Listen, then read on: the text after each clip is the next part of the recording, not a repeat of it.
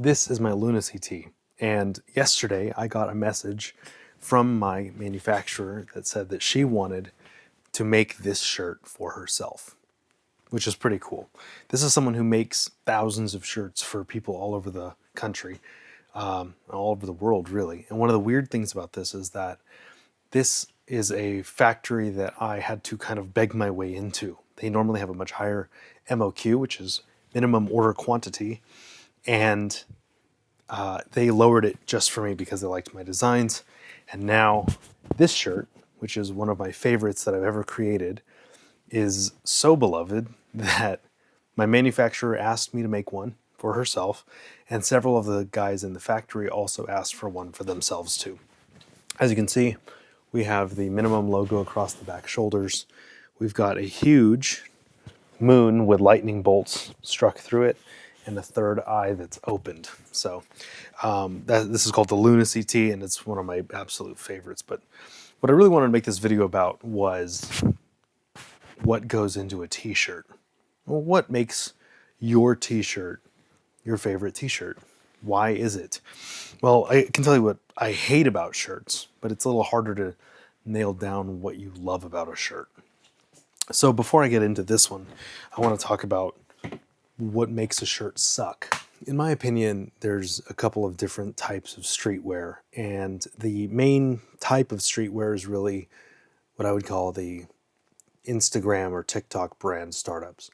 These Instagram and TikTok brands are focused mainly on the cheapness of the actual product that they create because they want to have good margins, and because they don't have a great amount of brand affinity from new customers, they unfortunately can't spend a whole lot of money on what they create. So they use blank t-shirts.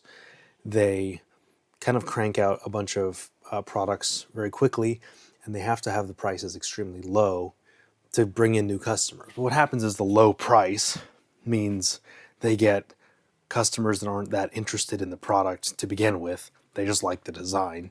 And then they send them a cheap Gildan shirt that has high sleeves and a long weird body, and the person gets it and they're disappointed, and then they never buy again. So all these brands are doing is harvesting money from customers, $30 at a time.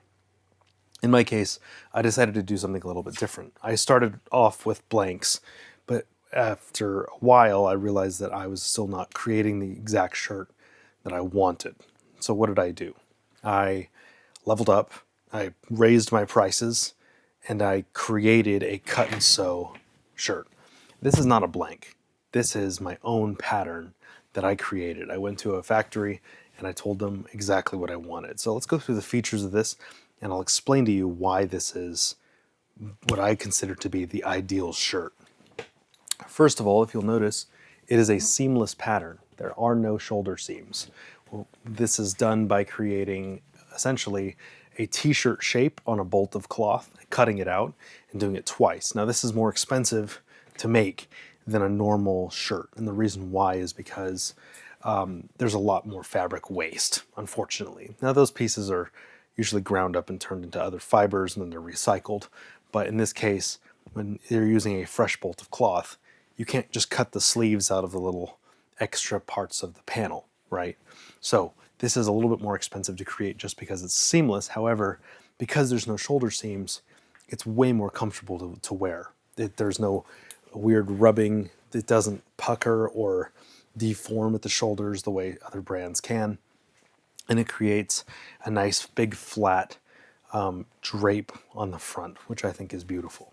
The second thing you're going to notice about this is that it's quite heavy. This shirt is an XL and it weighs just under a pound. It's about 15 ounces, okay?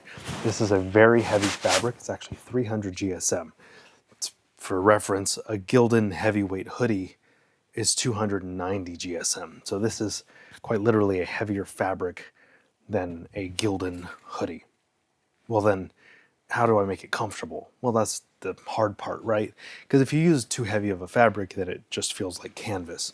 So what I do instead is I have these garments enzyme washed.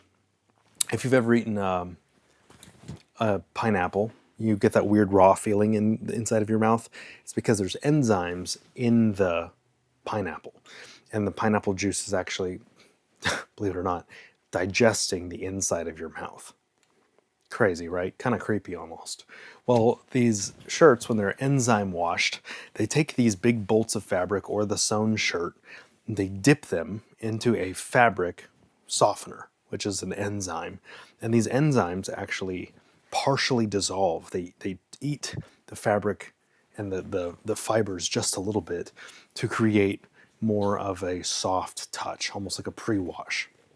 As you can see, you can still see the pattern on the fabric if you look very closely. Let's see if I can show this to you.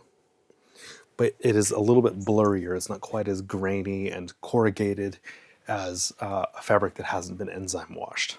The third thing that I do to make these shirts feel comfortable is the proportions. Now, the sleeve, when it's standing up like this, doesn't look very long, but this is a massive shirt, especially for being on XL.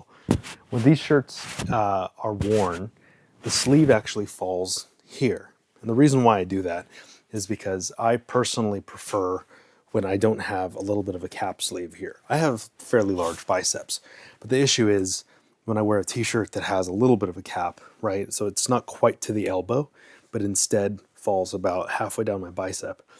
It's the worst of all worlds. It makes my biceps look small, but then it also doesn't really quite reach my elbow.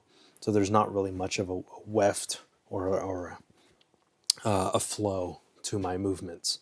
The other thing is when I'm standing, if I'm wearing a shirt that isn't long enough and doesn't reach down to my elbow, those little cap sleeves, they have this tendency to create this, what I would call like a ballerina dress effect, right? And it pops out and then it comes back to the arm. And I think that looks horrendous. So by using a very heavy fabric and letting it drop all the way to the elbow, instead, you create these nice long lines. What you're looking for in a garment that you're wearing is the lines down, because you want your body to look slim, you want your arms to look long, and obviously not everyone's like that. Some people like wearing compression shirts or tight things, but for me, that Jedi robe effect where someone is wearing something that drapes down, that creates these nice long vertical lines, for me that's ideal. I love that look. I think it looks great, and so that's what I endeavor to create. All right, so this is another one of my shirts. This is the Friend Tee from last season. As you can see, we've got that big print across the shoulders, and because there's no seam, we've created this nice, big, beautiful field of fabric.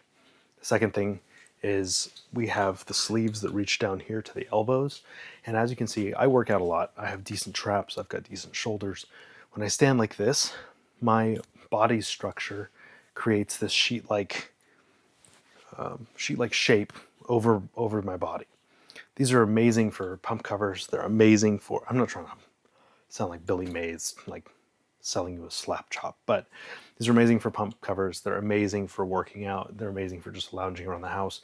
And the main reason why is because you've got this sort of kimono feel. It's something comfortable you can toss on. You don't have to worry too much about the structure. You're not worried too much because it's fairly wide through the body.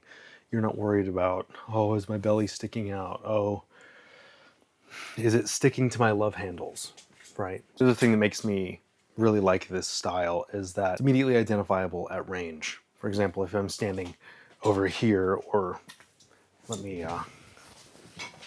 get up on this. What am I doing? I can just bring you down. When I stand over here like this, or if I'm moving around or just talking or whatever, this shape of the shirt is immediately identifiable. You can tell exactly what I'm wearing. I know this is a little bit of a different video where I go into a deep dive on why I design shirts the way that I do, but I hope that this helped you if you are interested in designing shirts, or even if you are just interested in picking up one of the shirts that I've made and seeing the difference for yourself. However, I hope this helps. If you are already a minimum customer and you've worn the shirt, tell me what you like about it, and if you're able to tell the difference between this shirt and maybe other shirts you've purchased from different brands. Thanks for being here. If you like this kind of stuff, Please like and subscribe. If you don't like this kind of stuff, feel free to DM me something terrible. Thanks.